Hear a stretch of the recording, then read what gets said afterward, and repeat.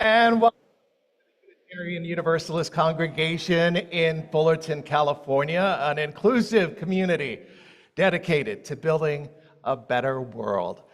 I'm Reverend Robert Blair. You can call me Rob, you can call me Pastor, you can say, hey, you. That's okay. We're just glad that you are here this morning, whoever you are, however you identify, whether you join us in person or online. We are so glad that you are with us and to let you know that you are welcome here. UUCF acknowledges that this land is physically situated in the original ancestral homelands of the Ahachiman, the Kizh, and the Tongva peoples.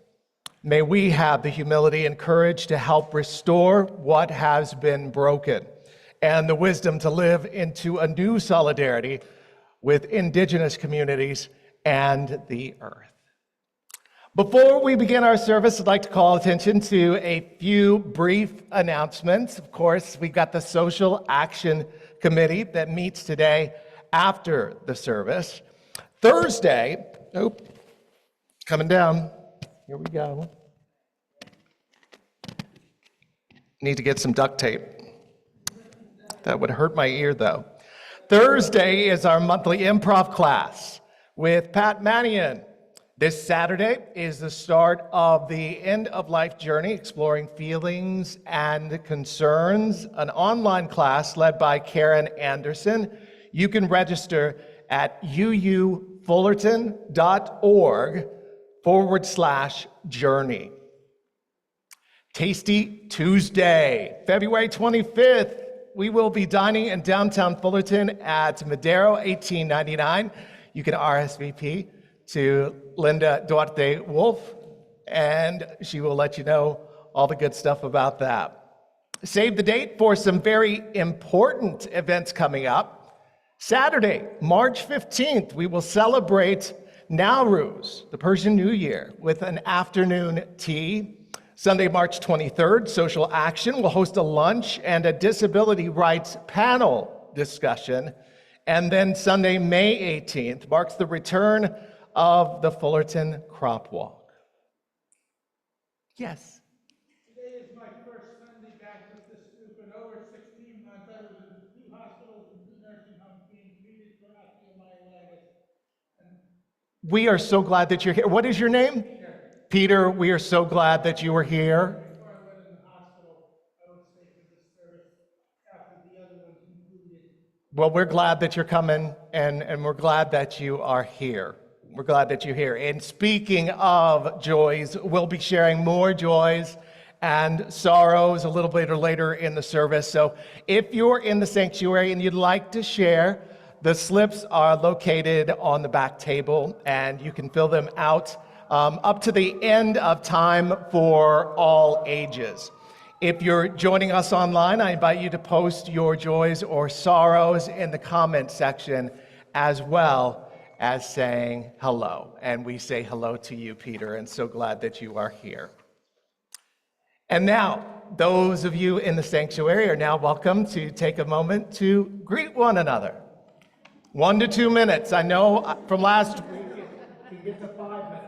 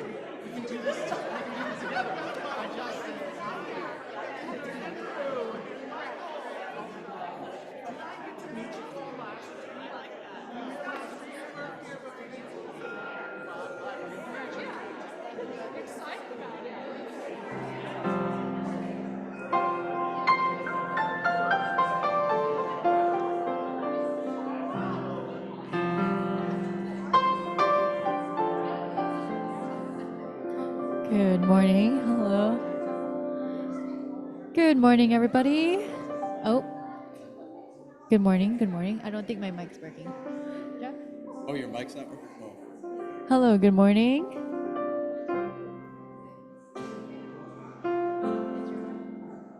Yes.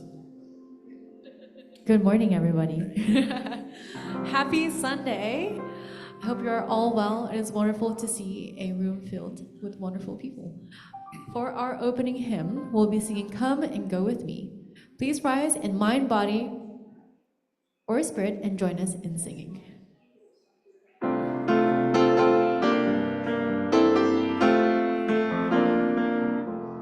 Come and go with me to that land. Come and go with me to that land. Come and go with me to that land where I'm bound. Come and go with me to that land. Come and go with me to that land. Come and go with me to that land where I'm bound. There'll be freedom in that land. There'll be freedom in that land. There'll be freedom in that land where I'm bound. There'll be freedom in that land. There'll be freedom in that land. There'll be freedom in that land where I'm bound. There'll be justice in that land. There'll be justice in that land. There'll be justice in that land where I'm bound. There'll be justice in that land. There'll be justice in that land. There'll be justice in that land where I'm bound. There'll be singing in that land. There'll be singing in that land. There'll be singing in that land where I'm bound. Where I'm bound. There'll be singing in that land. Voices ringing in that land. There'll be singing in that land where I'm bound, where I'm bound.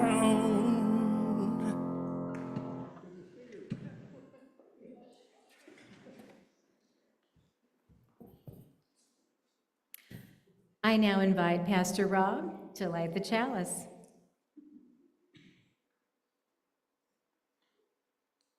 Please join me in saying our unison affirmation.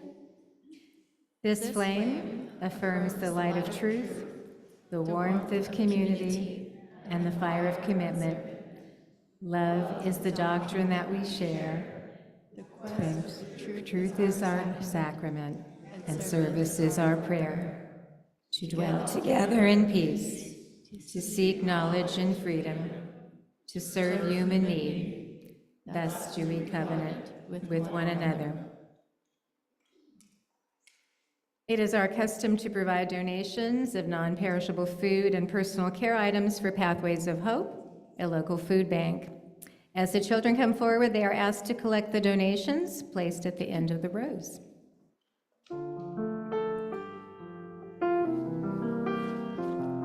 From your Children are invited to come forward for the time for all ages. together we share, and from this we live. From you I receive, to you I give. Together we share, and from this we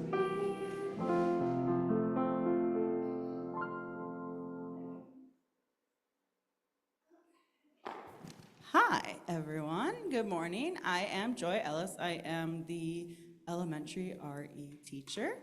And today we are going to read about the Mishmash harp. And after we read our little story, the kids are going to help me pass out these. These are all the Valentines they made you last week.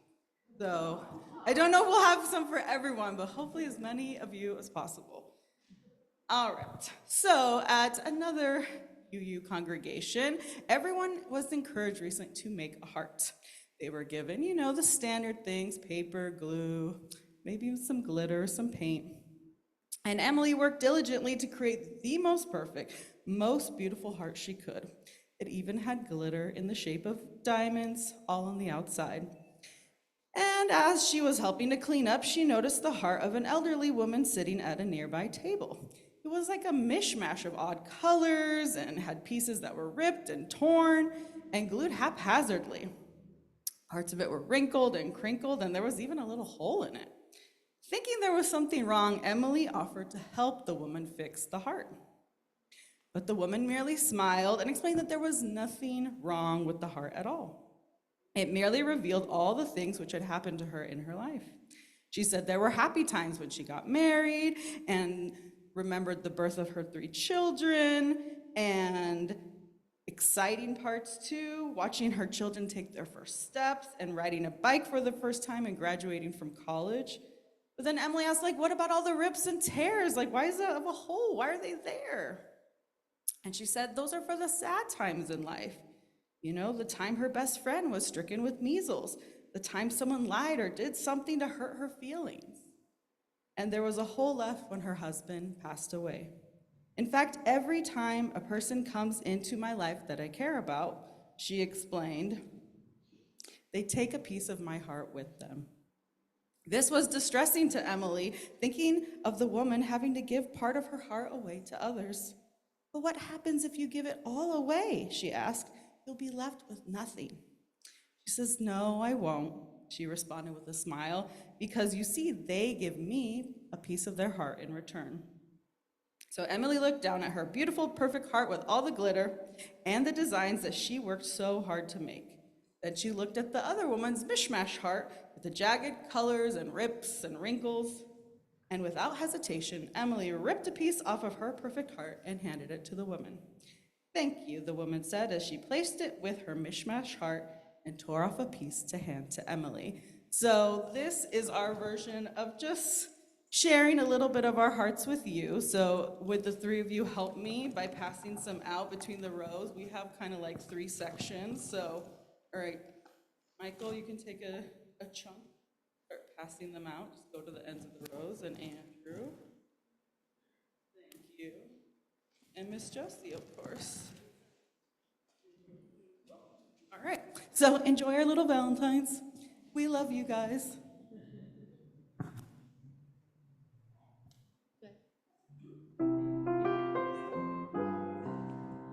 Go with wisdom, go with wonder, go to meet a brand new day.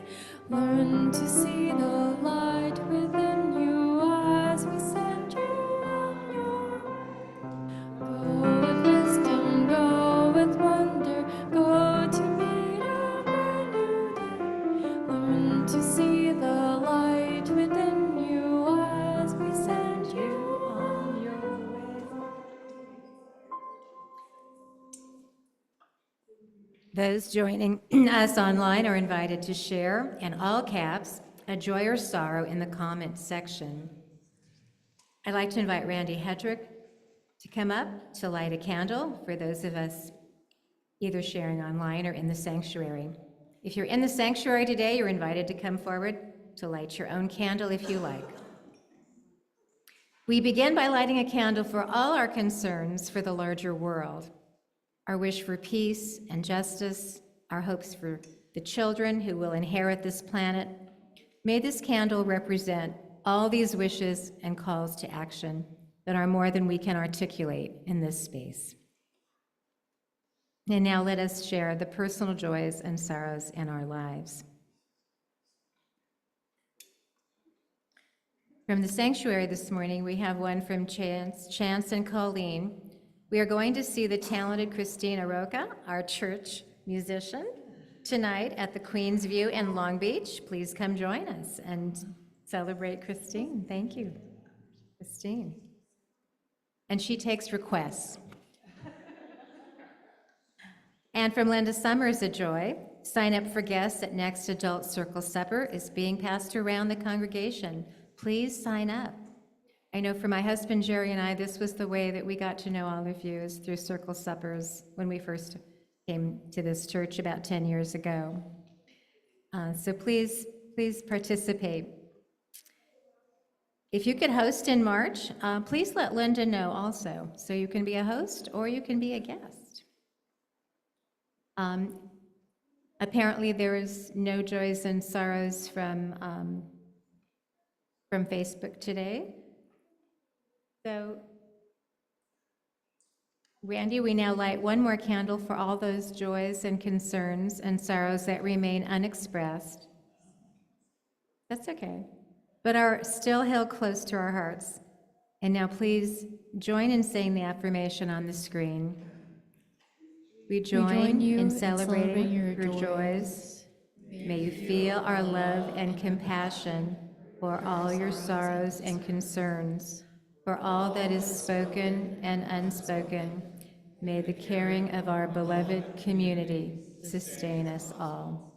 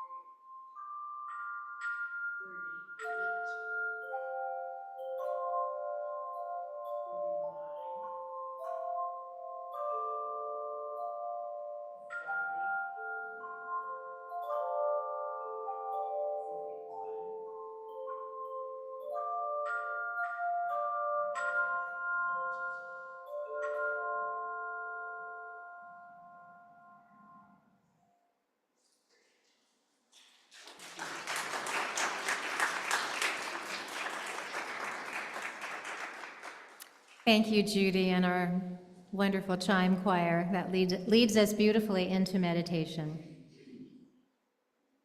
So let us move into the spirit of meditation, reflection, and prayer. You may close your eyes or take a deep breath. Whatever helps you find your center.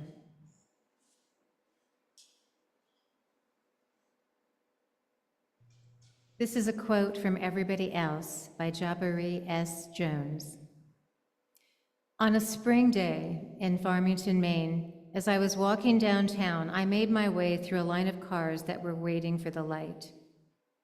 In front of me was a large Confederate flag flying from the back of a white pickup. I crossed the street, not looking at who was driving the truck, and went into the store. As I went about my business, I felt stunned, my mind stirred with thoughts and feelings, memories and speculations. I felt fear, anger, curiosity, worry, defiance, and humiliation. As I stood at the register, I chatted with the older white woman behind the counter. "Hi, how are you today?" "I'm good, how are you?" I paused and then I told her about the truck with the Confederate flag. She said something like, "Oh yes, we have some of that around here, but don't let it upset you. Don't let it get to you." I appreciated her gesture, her attempt to comfort me. At the same time, her gesture made me more uncomfortable. She was asking me to respect that person's right to fly that flag and shrug it off like everybody else. What she failed to see, or perhaps ignore in a gesture of color blindness wrapped in the First Amendment, is that I am not like everybody else who walks in the shadow of that flag. I am from away. My hair is coarse, my skin is dark brown. I am a Black man in Maine. In so many ways, I am not like everybody else around here, but I want to belong here. In so many ways, that flag represents the denial of my rights, my belonging. It is impossible for me to blend in, to hide my Black body, to not let it get to me. I don't have the privilege of hiding from history because I am conscious. I know what it is. I know its name. It rides in the back of a pickup truck. It proudly stalks around town like an alpha predator. It clings to me like a nightmare. While it seems like everyone else is walking through a dream, I point at the thing and say, "Look." And the crowd replies, "Yes, but."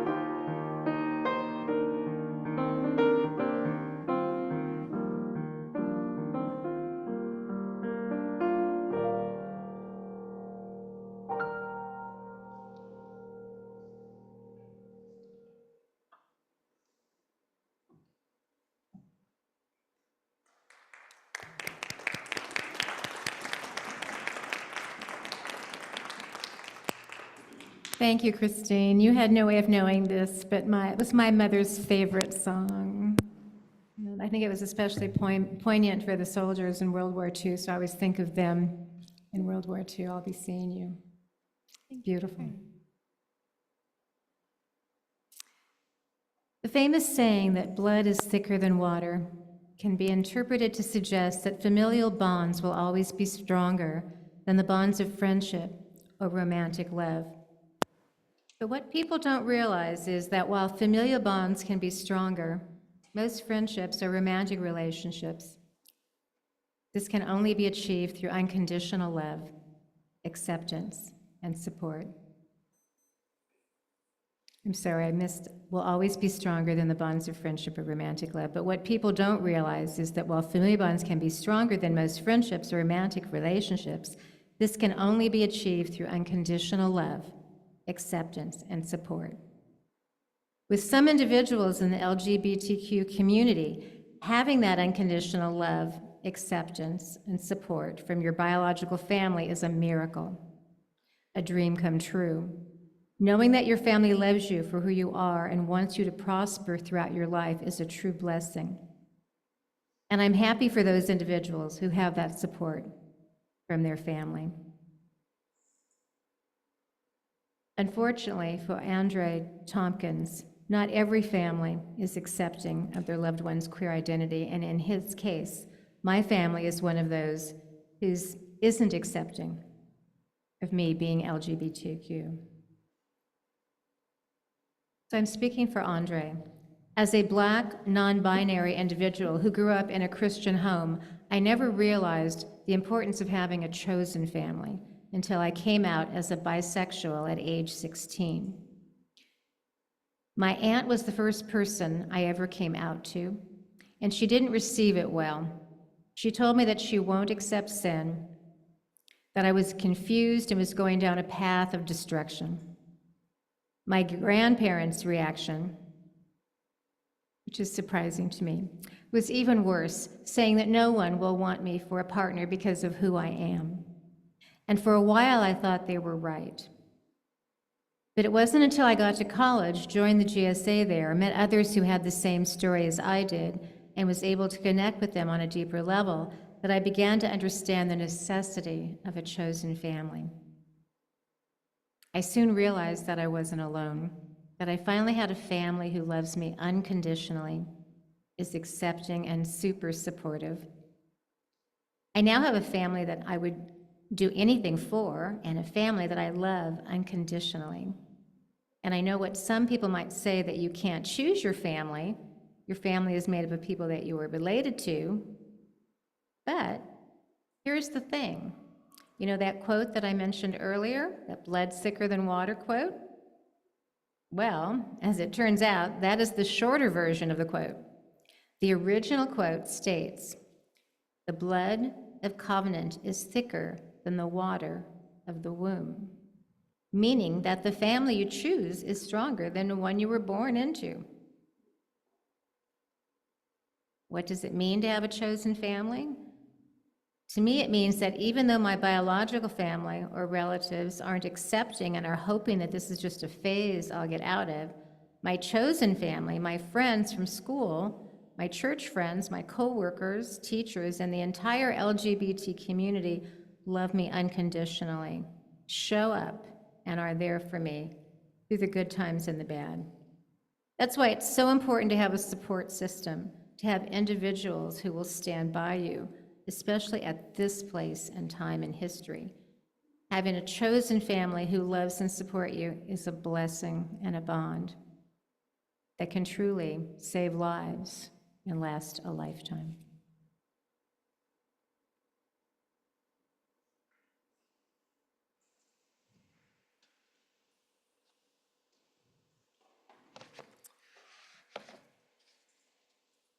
As we get to know each other, you'll learn quickly that there are a couple of things that I am really passionate about. My love for Whitney Houston, my love for my doggies, and my love for the Golden Girls. My love for the Golden Girls is so deep that my friends actually made this for me. I'm the honorary of the group. But seriously, there is a trend going on. Golden Girl bobbleheads, Golden Girl cooking books, coloring books. I got that for Christmas at Target. And my prized possession, a holiday gift. Oh, yeah. My brother-in-law gave me this. It is a Golden Girls lunchbox, always to be displayed, never to be spoiled by carrying food inside of it. That would ruin the art. You see, the Golden Girls was the first chosen family I was exposed to on TV.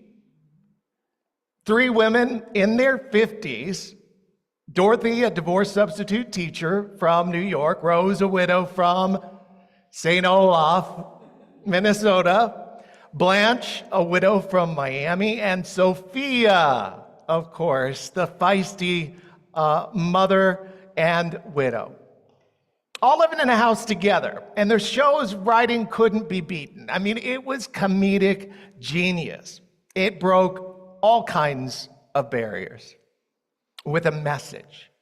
Aging can be golden, and family isn't just limited to those with blood relation.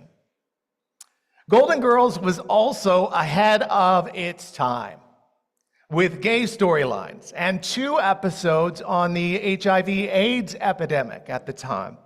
So it should come to no surprise that many in the LGBTQ plus community love the show because they were represented. They saw themselves in the 80s and 90s. And to this day, 50 years later, you can find special Golden Girl episodic reenactments by drag queens. Fans have been able to visit immersive replicas of the Golden Girls' iconic kitchen and living room and lanai. Who has a lanai anymore? A lanai. Oh, all with a message. You don't have to go through this world alone. There are places for all of us to belong. And isn't that what we all want? It's actually what we need. It's in our DNA to not walk on this rock, flying through space alone. And having chosen family and community are vital, especially when things get so difficult, and things are getting difficult. While participation in faith communities is at an all-time low, you are here. Have you told someone about this church? Just because participation in spiritual activities is low does not mean that spiritual hunger isn't at an all-time high. Last week, in the lobby, I met a woman. She said it was her first time back in a while. I asked her, why now? She said, the world is so painful. The world is lonely. And with tears in her eyes, she said, not just I wanted to be here, but I needed to be here. Why are you here? Because you want and need a place where you belong? Maybe a place where your children know they belong just as they are? Maybe it's so they can grow and learn, so you can grow and learn spiritually. Maybe it's a focus on social justice. It could be because you want a place to share your joys and your sorrows with others, your questions, your longings, and some of you just want to need a quiet hour on Sunday when you can be renewed and restored. You are here. Have you told someone about this church? Brene Brown defines belonging as the innate human desire to be part of something bigger than us. We have within us this desire, this longing to be part of something larger and something more. Isn't that true? And when we find it, when we find a place where we feel at home with our chosen family, where we can be ourselves, it feels so good and encouraging and actually liberating, doesn't it? And in this day and age, it feels safe, where you can come in and worship and learn while knowing you are in a community that affirms the LGBTQ plus community and strives to be an anti-racist congregation and stands with the immigrants in our population. You are here. Have you told anybody else about this church? Part of the journey in building community or chosen family is reaching outside of these walls and these doors. Telling friends, spreading the message through social justice projects, and spreading the message with the light that you shine and that we're going to sing about today. I know many of us wanted just to get up last week as the protests against this administration's immigration policies marched by. And there will be opportunities to do that.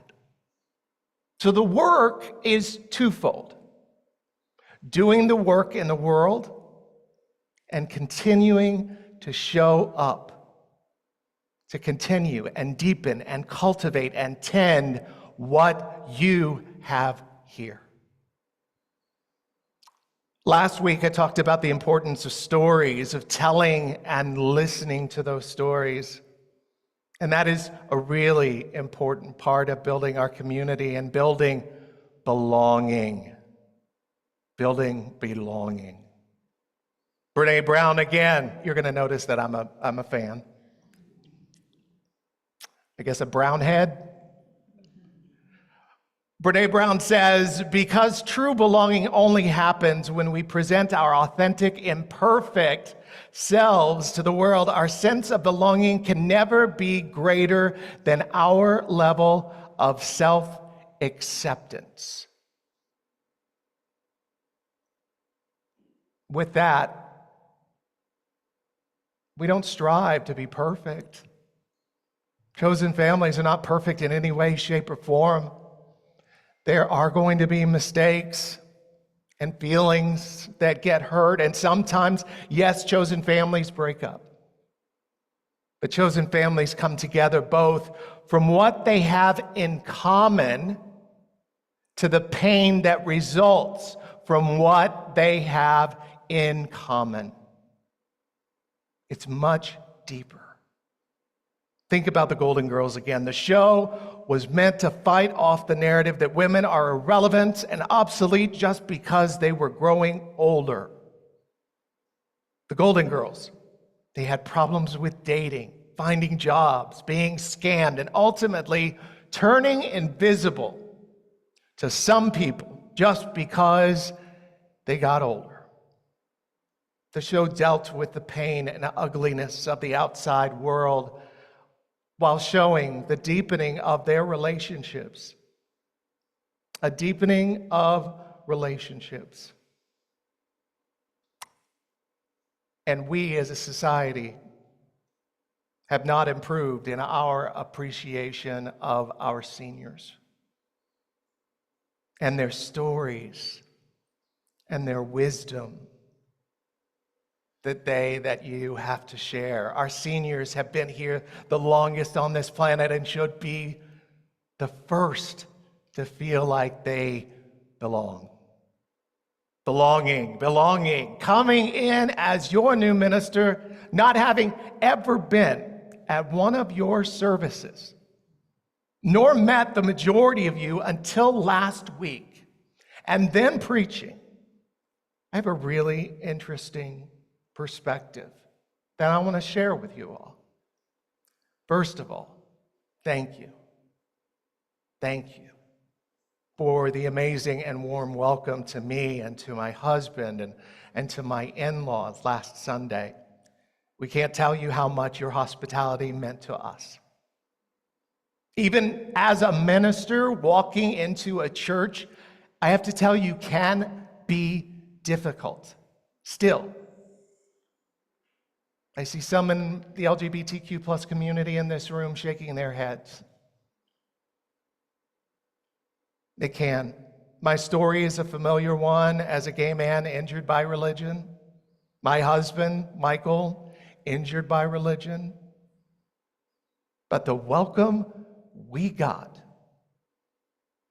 and not just as your new minister, but as a gay couple, the two words, actually three.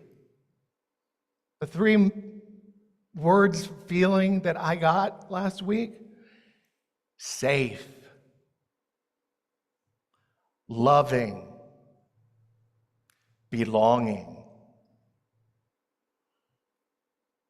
As your minister now, it's my job to get the word out about this church. But it is a lot easier to do when Michael and I can speak actually from experience to those who have been here a while. So again, I ask you a question that I've been asking throughout this message. You are here for a reason. Have you told anybody about this church? Again, a chosen family is not a perfect one. We're human. We're going to make mistakes. We're going to fail each other. I told the search committee and the board as we moved into this process to not put me on a pedestal, because the higher up you put me, the farther I'm going to fall. And I don't like heights. And gravity is cruel to me. We all are imperfect, beautifully imperfect. Look at the stained glass windows that look shattered but are beautiful. Beautifully imperfect. Which means we must practice grace and forgiveness just as well as we practice hospitality with each other on this golden journey of belonging. American poet and novelist Rachel Eliza Phillips writes a piece called Chosen Family that says it so well, and it's what I want to leave you with today. They write, when you find your people, you'll still look over your shoulder sometimes to see if you're being followed. You're hoping one or two people you don't know will want to see where you're going. When you find your people, they won't ask you where you came from. They'll already know, and if they don't know, they'll be busy putting on good food on your plate and asking if you're hungry or broke. When you find your people, they'll tell you to use any bathroom you want. Marry anyone you want. Work side by side together for long hours in close quarters without any fear of being harmed. When you find your people, they'll throw the ball to you. Don't do that to me. Sports. They'll throw the ball to you, offer you their love song, and say, you need to listen to this track and dance with us, whether or not you know all the steps. When you find your people, they'll say, do you remember? And you'll say yes until you remember together the different ways the whole thing happened. When you find your people, they'll say, wear whatever you want. Wear that tightest dress. Wear those pants. Wear your birthday suit. That's what they say. They'll say, we love your skin and drag and natural hair. When you find your people, Don't leave them and don't let them off the hook when they are in the wrong. When they are trying to take themselves out of the world, lay your hands on them and call them yours and yours and yours. You have found your people. You are here. Have you told anybody else about this church?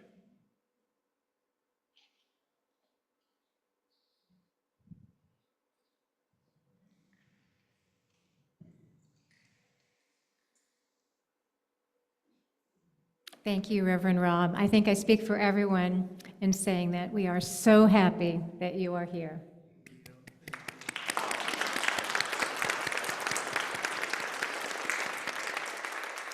And I think I can truly say you are my chosen people. Okay, our offering today. Unitarian Universalism is a grand vision of a world filled with peace, justice, love, and joy. That vision depends upon each one of you. By your commitment of time, energy, and resources, you can help make that grand vision real, individually and together. We are Unitarian Universalists living and building upon that vision.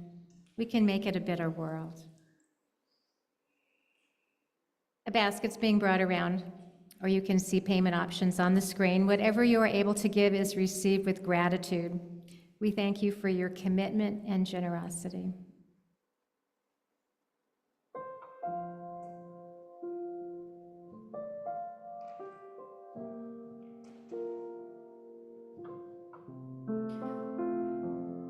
For our closing hymn, we'll be singing hymn number 1015, I Know I Can.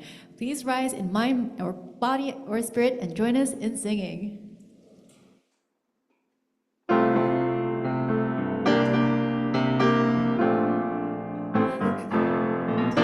Though days be dark and storms, and burdens weigh my heart, though troubles wait at every turn, I know I can go on. Sorrows my soul, and burdens weigh my heart. Though troubles wait at every turn, I know I can go on. My sister in my heart, my brother in my song. Though troubles wait at every turn, I know I can go on. Though the journey's long, destination is near. Though troubles wait at every turn, I know I can go on. Brothers, take my hand, and sisters, sing my song. When hope awaits at every turn, I know we will go on.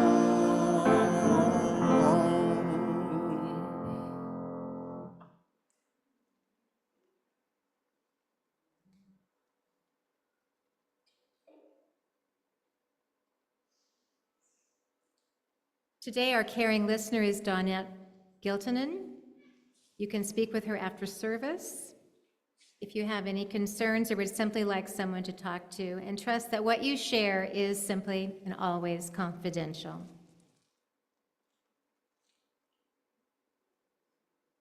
Do we want to close with holding hands together?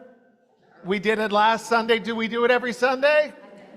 Let's do it.